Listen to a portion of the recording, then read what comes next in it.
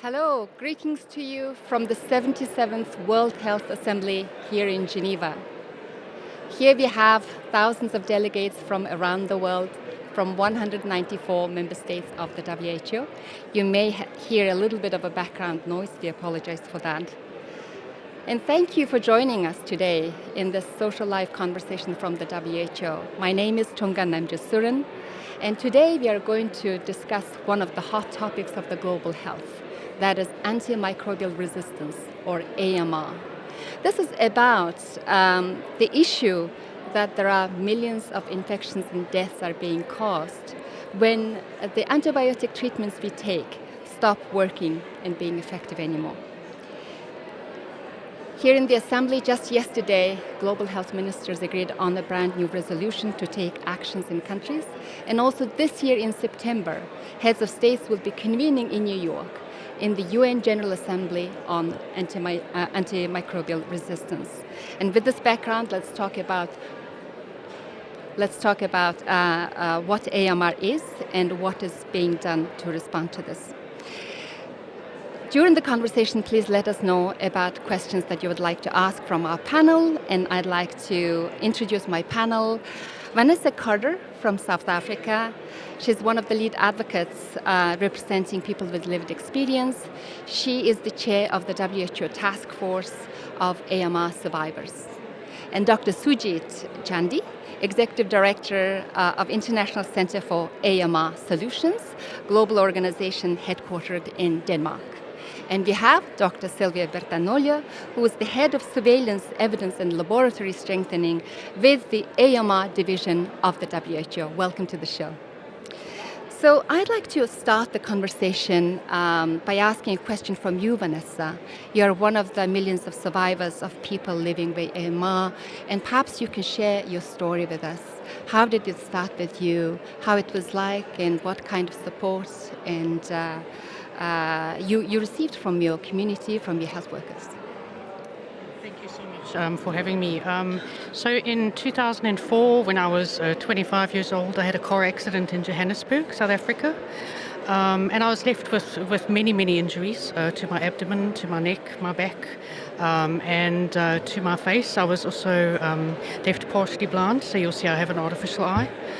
And even though I had to survive in hospital, overcoming the extensive injuries, the worst were to my face because I needed to have different prosthetics implanted. And so in my 6th year of prosthetics, I had an infection appear. And so we had to do a surgery to clean the prosthetic, but 2 weeks later the infection came back again. And so we did the surgery again, and 2 weeks later the infection came back again. So for some reason the antibiotics just didn't seem to want to work, and neither did the surgeries. So they removed the prosthetic, and a year later we tried to fix the damage because I'd now lost huge portions of my face from infection. And we did that, but then the infection came back again, this time on the skin and bone.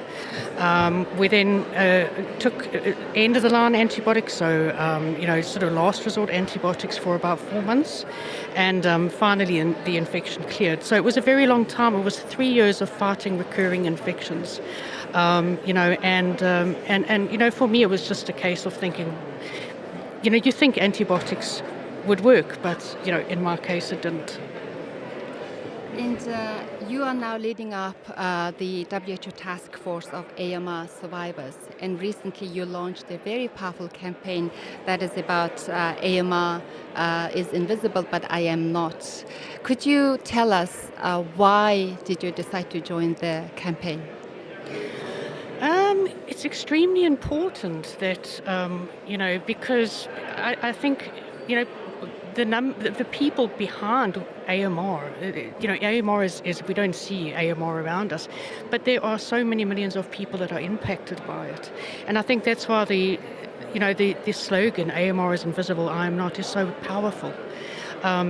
Because I am not the only person that is impacted. As I said, we've got the statistics there, we've got the numbers, but we need to be listening more to the actual people and the stories of what is behind the statistics. So I'd like to turn to you, Sylvia, as you're leading the global AMR surveillance here at the WHO. Is AMR truly invisible, or how is it known or understood in countries?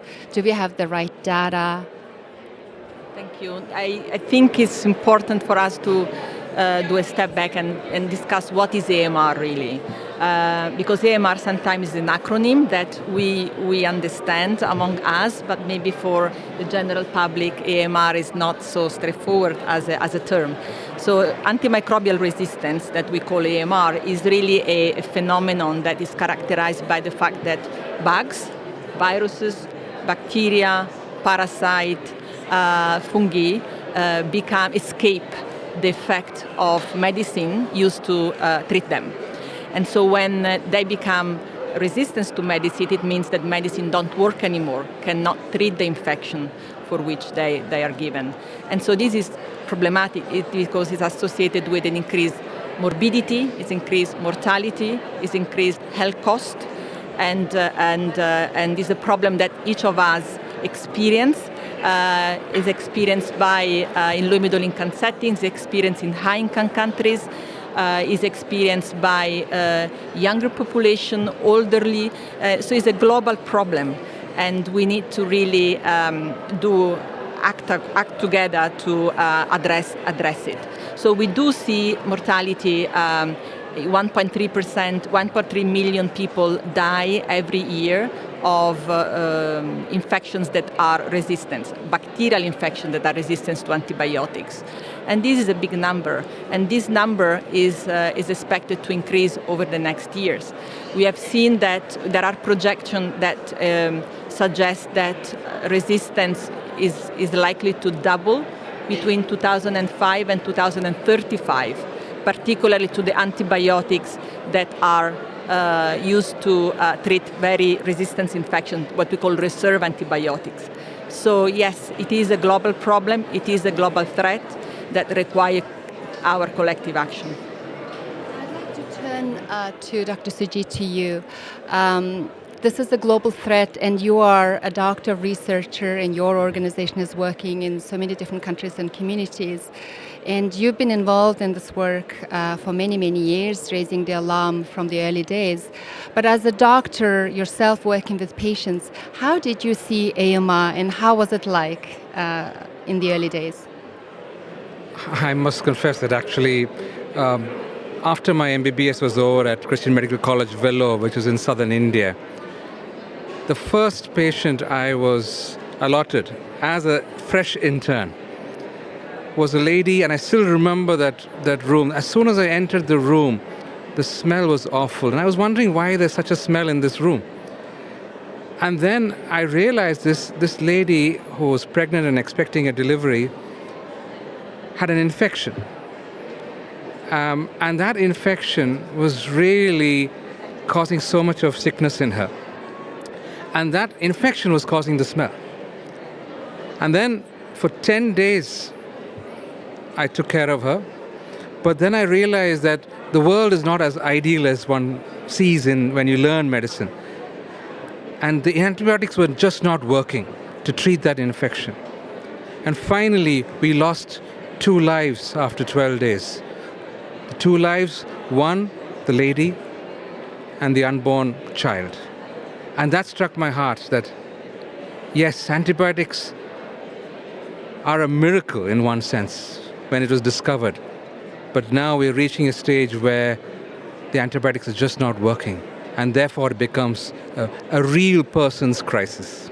In which year was that, if I may ask? 1991. And that would be so many years ago now. That was so many years ago, which means, and as Fleming also said, the more we use antibiotics, the more the bacteria and other microorganisms will try to fight back and survive themselves. So it made me realize that we need to use antibiotics wisely and appropriately so that we preserve the common good for those who really need it. Before asking next questions, I'd like to turn to some of the questions we are receiving from our global audience on social media platforms. And I have a question that came to us via Facebook from Suleiman, who asks, can you brief us on the status of global research on AMR? I may start with you, Sylvia, with this question. Thank you for this question from the public. So we are, one of the pillars of that WHO is really pushing forward is about research and innovation. Because clearly we need more antibiotics, we need more rapid diagnostics that are available at the level of the patients, so that diagnosis can be done quickly. And WHO has pushed forward a global AMR research agenda. What is the global AMR research agenda? It's a list of 40 research topics that we feel collectively, there was a very comprehensive consultation, we feel that are the most urgent and important that needs to be addressed between now and 2030. So these 40 research topics, and I invite you to look on the WHO webpage, is available. 7 of them are related to drug-resistant TB, and 33 are related to resistance in bacteria. And this concern the patient journey, because always it's important to bring the patient perspective and the people perspective. So start from the prevention. So what are the research topics on immunization? What are research topics on water and sanitation, on infection prevention and control? Move to the diagnosis. What are the key research questions on the diagnosis of bacterial infection and fungal infection? And then move to the treatment. What are the most urgent and pressing research questions on treatment and care related to bacterial infection and resistant infection? And then there are some cross-cutting themes like surveillance and strategic information and policy changes, and in terms of behavioral changes that also needs to be addressed. Thank you for that. And next question is also from Danjuma Jibrin, who's watching us on Facebook, asking, can you tell us more about antibiotics misuse? I was going to ask you, Vanessa, about actually people and lessons learned and what can we do ourselves individually, but also maybe you can speak about different misuse of antibiotics that could be contributing to AMR. Yeah, sure. So, obviously, whenever I speak about this, I speak from a patient perspective. But, as a patient, I learned too late that, for example, I shouldn't be, asking for antibiotics for the wrong reasons, because when we take them, for example, for viruses, they don't actually work. The other thing that I was also learned was, strict infection prevention care, to manage my infection at the time, and that made a huge difference. So in other words, washing my hands all the time, and also asking my doctors to wash their hands before they worked on me. So I think, patients are so crucial to the antimicrobial resistance puzzle, and again, to use, making sure that we also adhere to our antibiotics correctly. Yeah. In fact, many of us, all of us, are often not aware that we might be misusing antibiotics, and that might be contributing to this overall problem that we are talking about here. That is one of the key issues. But I also wanted to ask you, Sylvia, because you've just recently published a major study together with many authors, which talked about the antibiotic overuse during the COVID-19 pandemic, and major new data has been released. It may not be about individual misuse, but indeed it is a broader problem. And could you please talk about that? Yes, no, that is an important work that has been published in collaboration with many others, and this is reflect the analysis of the global AMR clinical platform, global COVID clinical platform, which is the platform that collects individual level data of patients hospitalized around the globe from 65 countries, and over 1 million patients where data were reported to WHO.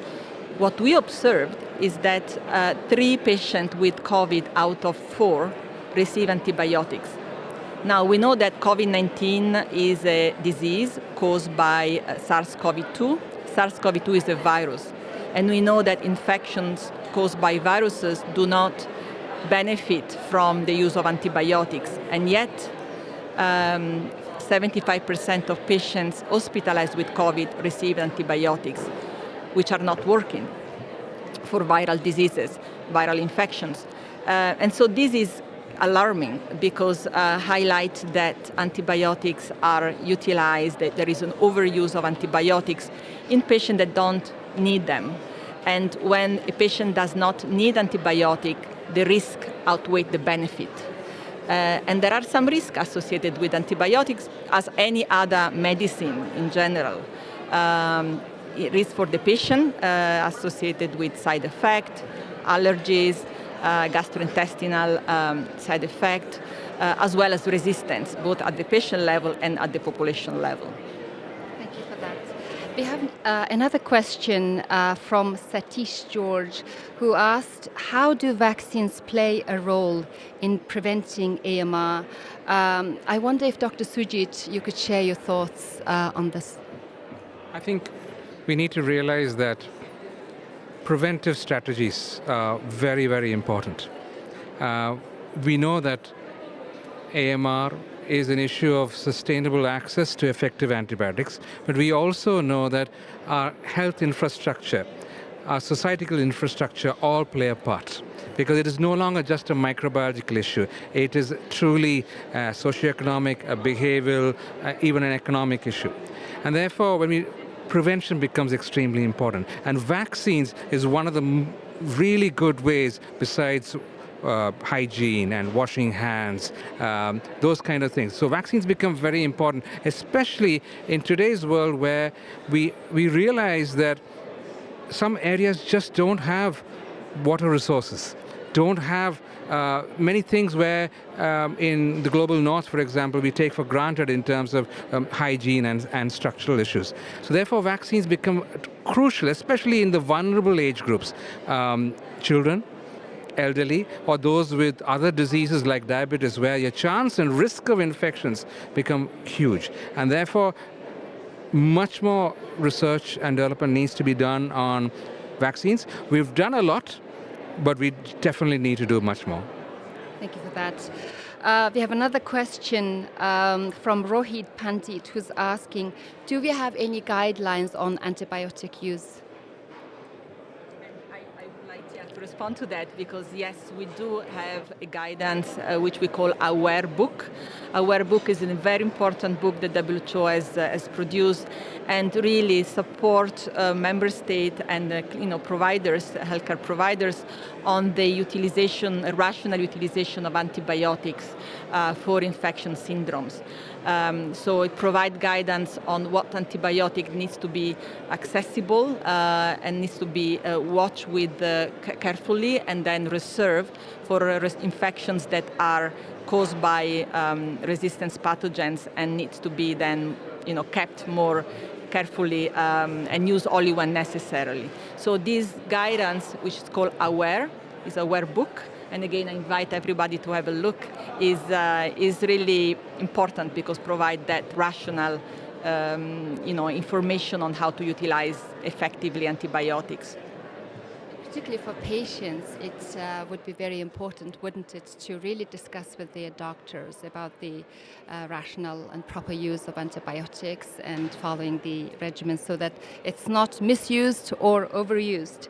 So now I'd like to move the conversation a little bit to the future. This is a very critical year for AMR, historic year, I might say, because we just had a major resolution at the World Health Assembly yesterday, in fact. And then going forward in September, we are going to see heads of states from around the world really discussing AMR and what should be the priority actions for the next decade or more. So I'd like to learn from you, Vanessa. What do you think from the survivors or the patients' perspective? What are the expectations? What would you like high-level meeting decide for you?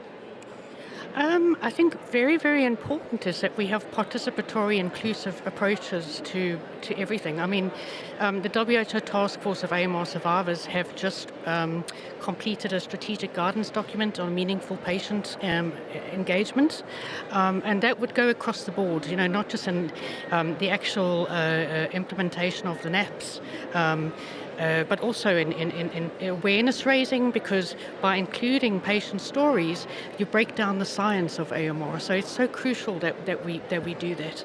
And also medical education. For example, I've shared my story with some nurses and doctors in the antibiotic stewardship teams, which really helps them to understand why they do the work that they do. So that's only 3 examples. So again, to answer that question, think about, what is the purpose of involving patients, and also why is it so important? We need to be. When you talk to somebody on most occasions, a member of the public, and you say to them, "What is AMR?" they don't know, and this is something that we need to be changing and taking very seriously, because we are key stakeholders. Yeah. Indeed, if you go out in the street and ask people, do you have AMR? Do you know about AMR? We wonder how many people will be able to respond to that question, isn't it? So my next question also about looking forward, I'd like to ask of you, Dr. Sujit, you work to develop solutions to AMR, which is very important, and you work with countries and communities who are really at the front lines of these issues. From your perspective, what are the really top, I want to call it easy wins, but what are the top things that we can address, and what are the key solutions that we need to bring to the communities? Thank you very much. Yes, at ICAS, the International Center for Antimicrobial Resistance Solutions in Denmark, where we realized that if you really need to move forward with the national action plans on AMR, we need to have a top-down, bottoms-up approach where we involve the government, research institutions, all the sectoral professionals, but also the community. And we realized this because if you really want solutions to work on the ground, we need to understand the community, the challenges that they have in whatever strategies we are developing or the solutions, but make sure that they are cost effective and they're sustainable, and that there is an adoption, that they believe in it. So what we're doing across the sectors is, for example, in Kyrgyzstan, where they're looking at a lot of antibiotic use was in small children with upper respiratory infections, and most of it is viral. So therefore, how could we reduce that antibiotic use and make sure that we sustain the effective antibiotics? And we introduced a small test which allowed the parents and the doctors to rely on that cost-effective test and say, okay, let's do the test first and let's avoid the antibiotic unless absolutely needed. And secondly, in Georgia, for example, where antibiotics were being given for surgery at one point in some hospitals.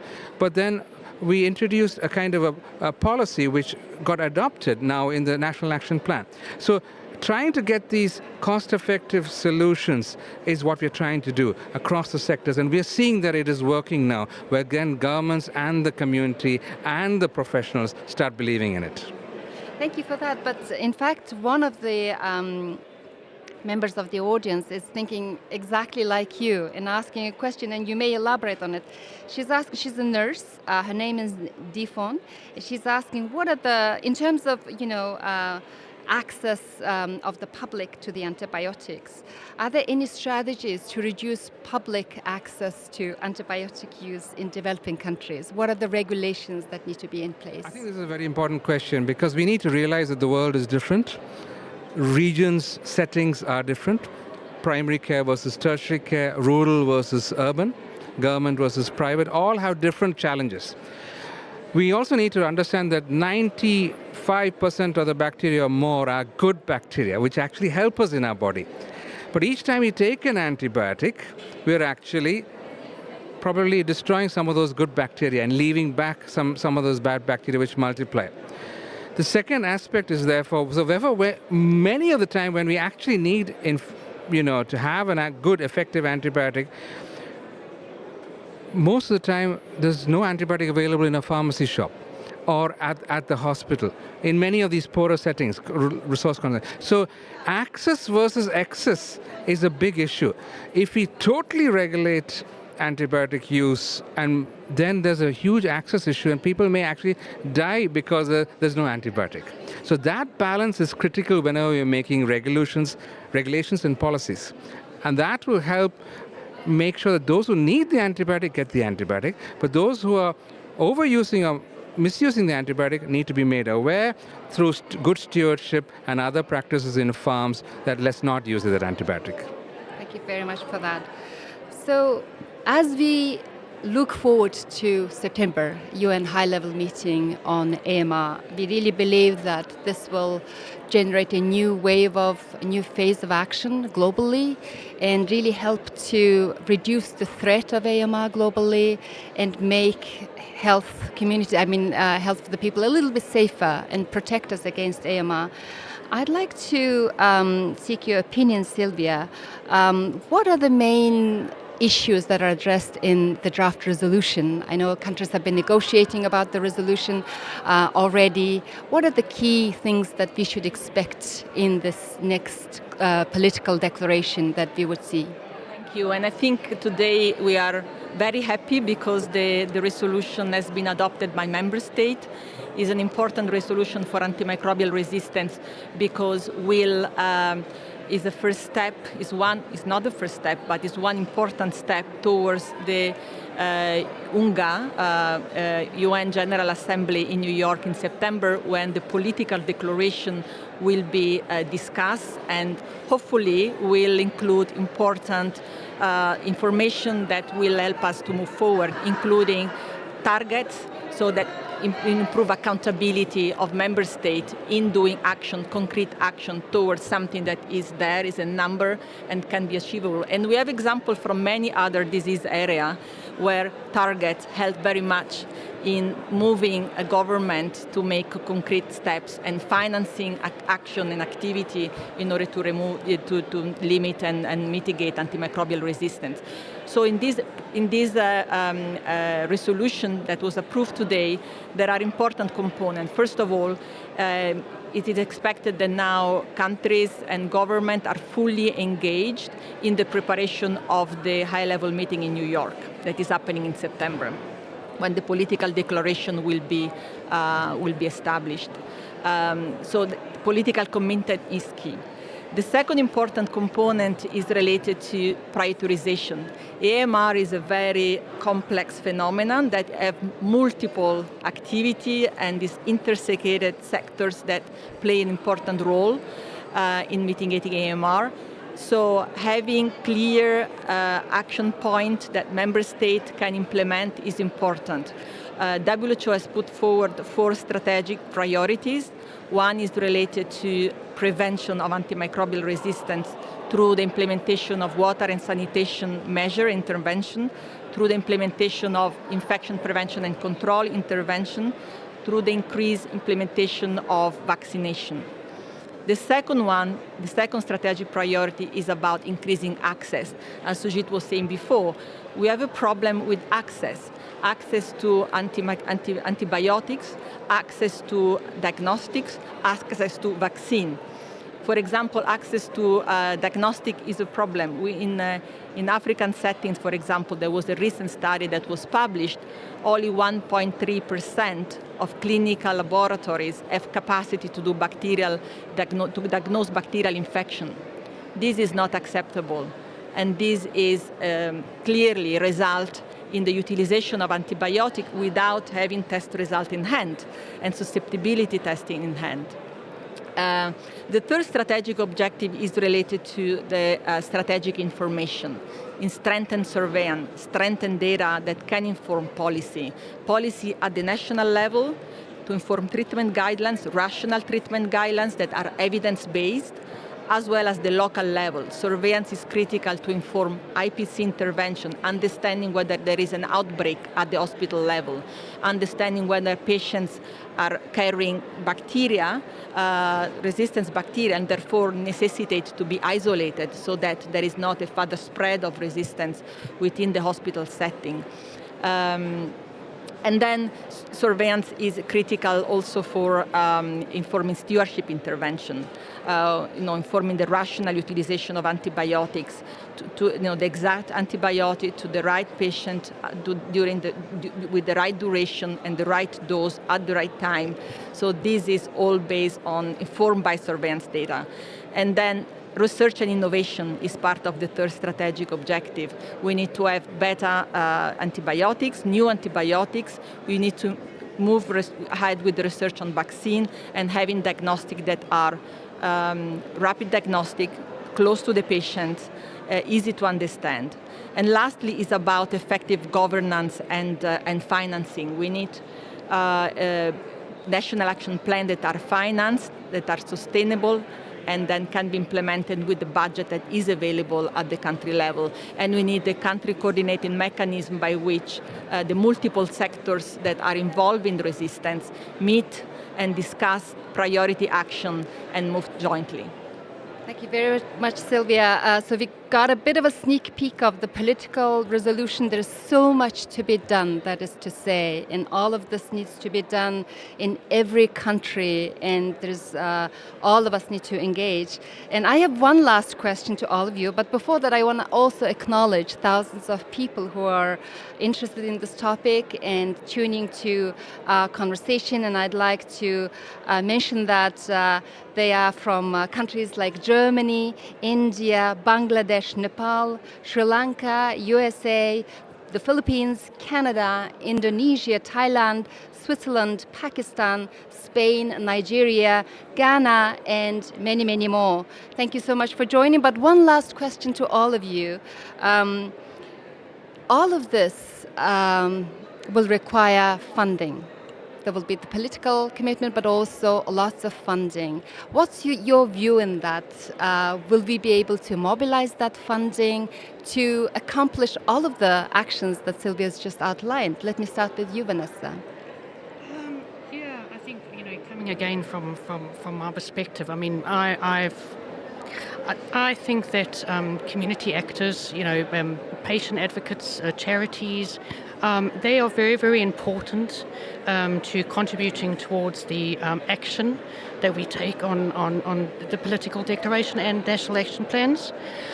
So funding is really, I think mobilizing funding for them is really key, because I think that then, we talk about taking a societal approach, but we can't do that without involving all of society, and so for me, they are really key stakeholders to be mobilizing funding for. Thank you, Suji. I think generally AMR is a development issue for the world. It is a systems issue where whether it's a farm or whether it's a hospital, how can we maintain good infrastructure so that things can be done properly? So the governments therefore can improve that because they do have the mandate and the budget to do that. But beyond that, specifically, we must remember that any society, not just for survival, but to improve their daily lives, health and education are important. So if they invest in that, that itself is good. But really speaking, to get those strategies right, especially in resource-constrained, low-middle-income settings, we need to find the real evidence out there, the contextual evidence. What are those cost-effective solutions? And the only one of the ways, really, is to look at this lens through intervention and implementation science. And once they know that it works with this amount of money rather than this much, yes, the political buy-in, the commitment will be there. Let's invest in this. Let's invest in AMR. Thank you. Sylvia?